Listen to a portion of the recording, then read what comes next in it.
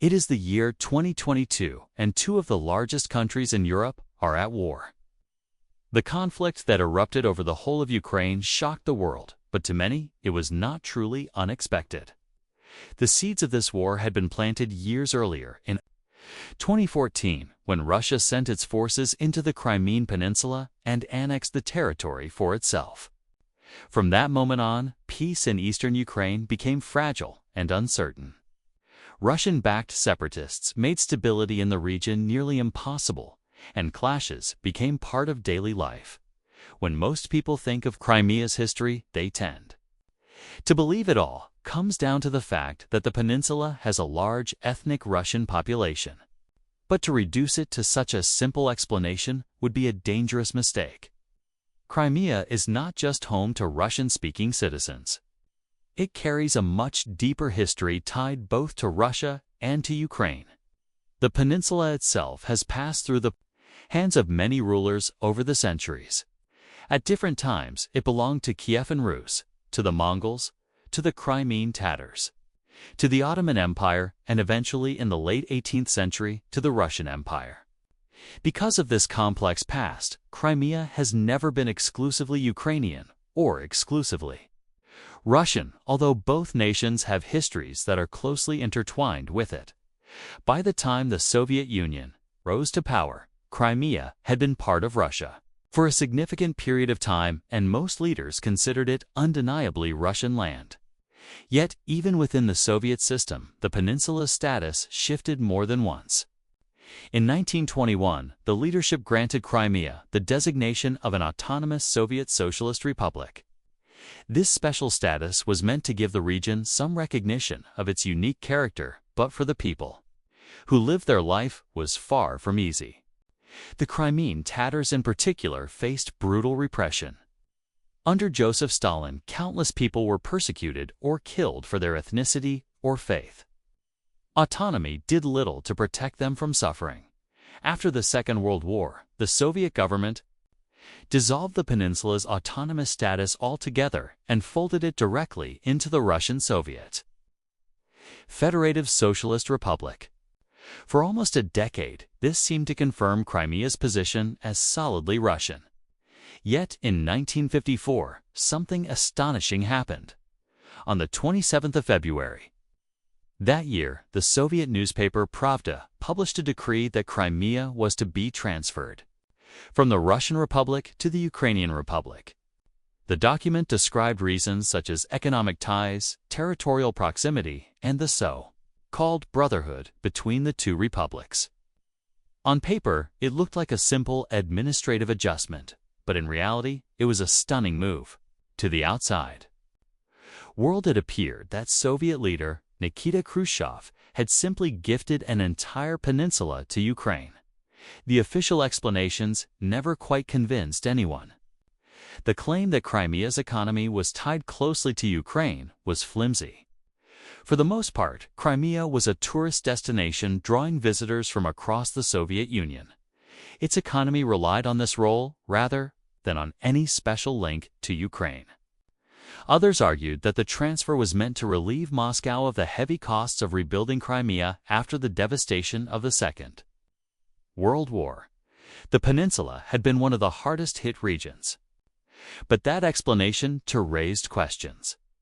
Why would the transfer occur nearly a decade after the war had ended, if reconstruction had been the true motivation? Ukraine at the time still relied heavily on subsidies from Moscow, so even if Crimea was handed over, Moscow would continue to bear responsibility for economic support.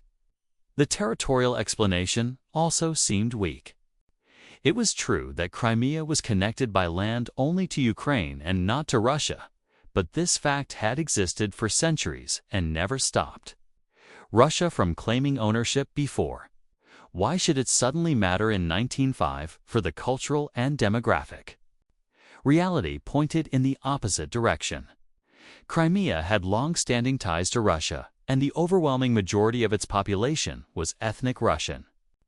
This was partly due to policies of Russification and forced deportations of groups like the Tatars.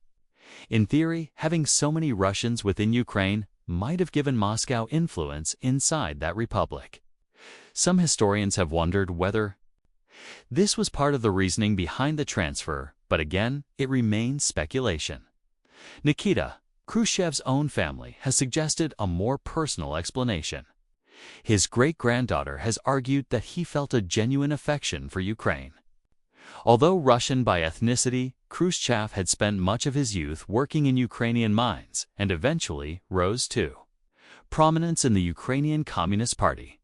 He married a Ukrainian woman and spent years of his career tied closely to the republic. According to this view, transferring Crimea was partly a symbolic gesture of love and trust toward what he considered his favorite republic.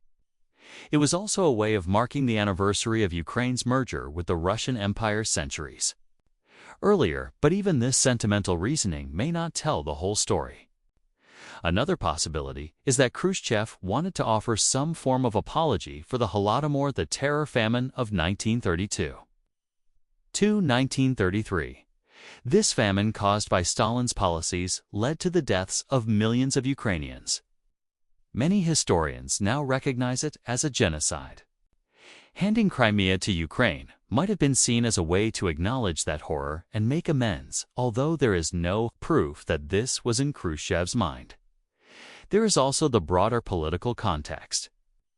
Khrushchev had succeeded Stalin and was working to distance the Soviet system from his predecessor's brutality, reducing the extreme centralization of the Soviet Union and reshuffling responsibilities among the republics may have been part of his strategy.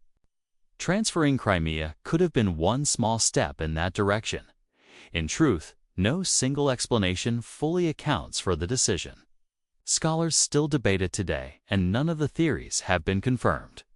It is very likely that several motives combined: personal, political, economic, and symbolic. What seems certain is that Khrushchev could not have acted entirely on his own. The Presidium and broader Soviet leadership must have supported the move for their own reasons.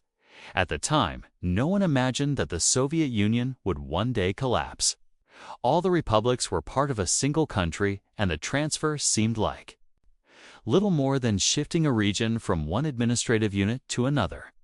If anyone had predicted that Ukraine would eventually become independent and Crimea would stand as a disputed territory, the decision might never have been made. But history unfolded differently.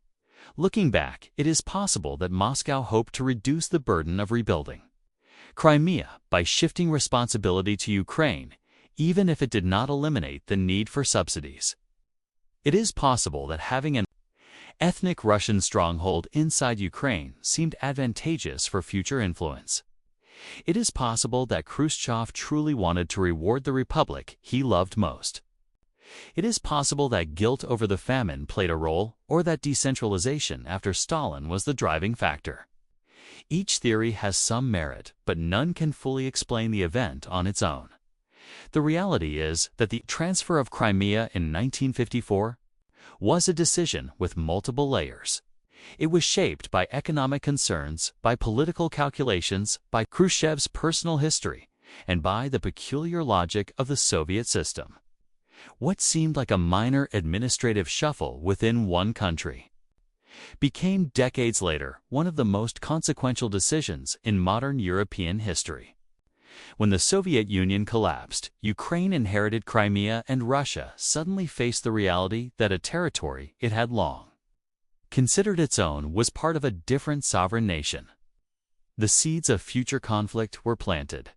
Today, as war rages in Ukraine, many look back on 1954 and wonder what exactly motivated that transfer. Was it love? Was it politics? Was it economics? Was it guilt? Or was it all of these at once? The truth may never be known with certainty. What is certain is that this decision continues to shape global politics and the lives of millions. Crimea remains at the heart of a struggle between nations, a reminder of how choices made decades ago in the closed rooms of Soviet leadership still echo loudly across the world.